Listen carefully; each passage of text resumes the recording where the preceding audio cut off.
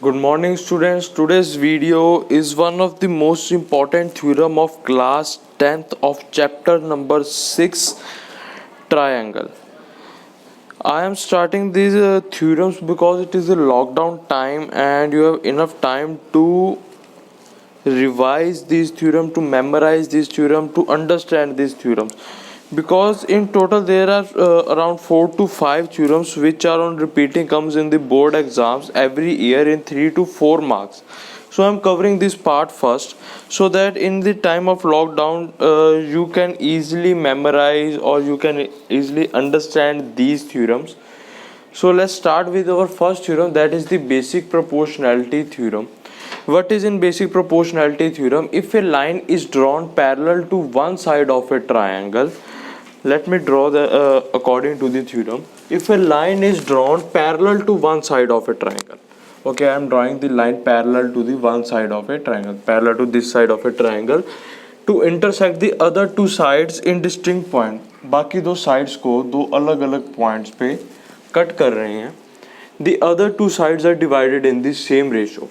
मतलब कि हमने प्रूफ क्या करना है, टू प्रूफ में क्या आ रहेगा कि अदर टू साइड्स यानी A D upon D B is equal to A E upon E C आ जाएगा. Other two sides are divided in the same ratio. So उसके लिए हमें थोड़ी सी कंस्ट्रक्शन करनी पड़ेगी. Let's construct. और ये थ्योरम मैं बुक वाले मेथड से ही करवा रहा हूँ ताकि आपको इजी रहे. अगर किसी के पास बुक भी है तो उससे रिवाइज करने के लिए. ज्वाइन बी ई, हमने इस बी ई को ज्वाइन कर दिया ये डॉटेड लाइन से, एंड सी डी, ये हमारा कंस्ट्रक्शन पार्ट आ गया. एंड ड्रॉ डी एम, ये परपेंडिकुलर ड्रॉ किया ए ई पे, and E N perpendicular draw किया ए डी पे. join BE and CD, draw DM perpendicular AE,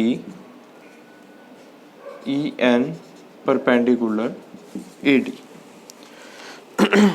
Okay, now we know the formula of area of triangle, area of right angle triangle. Area of triangle is equal to half of base multiplied by height. Okay, this is the area of triangle.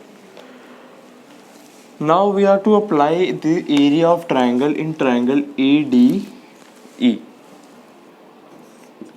Area of triangle ADE. We have two areas of triangle ADE. I mean to say, हम इसको दो तरीके से लिख सकते हैं because we have two perpendiculars here. One time base is this and perpendicular this, and other time base is this and perpendicular is this. So in first case हमारे पास base आ जाता है AE and the perpendicular is DM, and in second case हमारे पास base आ जाता है AD and the perpendicular is EN. Mark this one and this one is 2. Okay. Now move to the area of triangle BDE and DEC. Both ये दोनों जो नीचे वाले triangle हैं, ये दोनों triangles. Area of triangle BDE is equal to half of base. Base हमारे पास DB आ जाएगा और परपेंडिकुलर आएगा. इस बेस के साथ लगने वाला परपेंडिकुलर कौन सा है? EN. अब ये चीज़ याद रखिए कि अगर ऐसा कोई ट्रायंगल बना हो और उसका बेस ऐसे बाहर की तरफ आ जाए तो हम इसको परपेंडिकुलर कंसीडर करते हैं, ये बेस आ जाता है जैसे इस ट्रायंगल में बना हुआ. इस चीज़ को याद रखना. Okay, mark this 3. And area of triangle DEC is equal to half of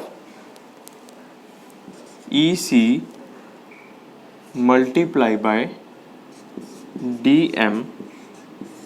This one is the equation number 4.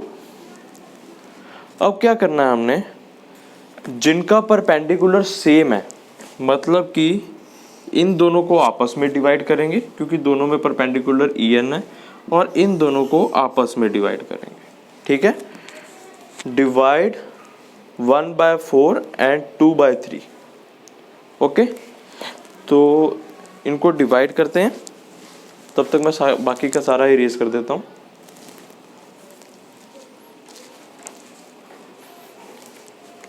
Okay, let's divide it. Area of divide 1/4, equation 1 by equation 4, तो area of ADE upon area of triangle DEC is equal to half of AE into DM upon half of EC into DM। Half के साथ half cut हो जाएगा, DM के साथ DM cut हो जाएगा, ये आ जाएगा AE अपॉन EC। ओके, तो हमारे पास ये हाफ तो प्रूव हो गया। नेक्स्ट डिवाइड करते हैं, डिवाइड 2/3, तो area of triangle ADE on area of BDE is equal to half of AD into EN half of DB into EN। EN के साथ EN कट, हाफ के साथ हाफ कट। तो यहाँ पे ये हमारे पास किसके इक्वल आ गया, ये इक्वल आ गया AD अपॉन DB के, AD अपॉन DB के। ओके, तो नेक्स्ट स्टेप हमारे पास क्या है।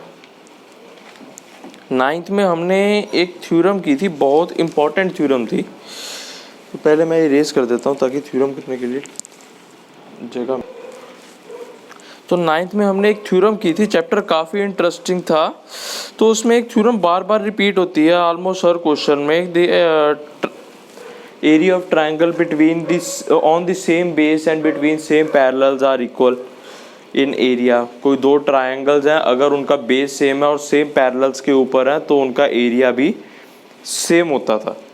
तो वही थ्योरम इसमें यूज होती है। अगर हम ये ट्राइंगल देखें BDE और ये वाला ट्राइंगल, हमने स्टेटमेंट में क्या किया था कि ये दोनों पैरेलल ड्रॉ की थी DE और DE BC के, और ये दोनों ट्राइंगल्स सेम बेस DE पे हैं और बिटवीन सेम पैरेलल है, तो इन दोनों का एरिया भी सेम होगा।